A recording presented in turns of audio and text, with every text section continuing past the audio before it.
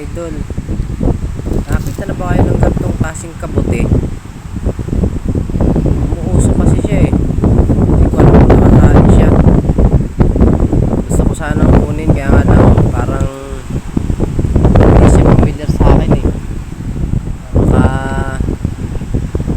ewan, baka nakakalason siya o hindi talaga siya nakakain. Kakaiba siya eh, sobrang laki.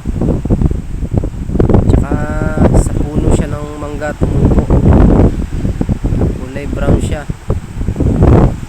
Tinignan mo ng ayos siya, umuusok yung ibabaw niya, parang meron siyang kulay brown na usok. Kasi dito sa probinsya namin may kinakain na ganitong klaseng kabuti na nasa mga puno kahit tumutubo, pero maliit po siya, hindi katulad dito sobrang laki. Kaya hindi ko na po siya kinuha, baka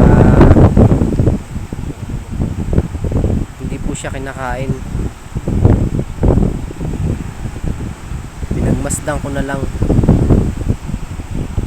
Ang ganda po kasi niyang tingnan eh, para siyang yung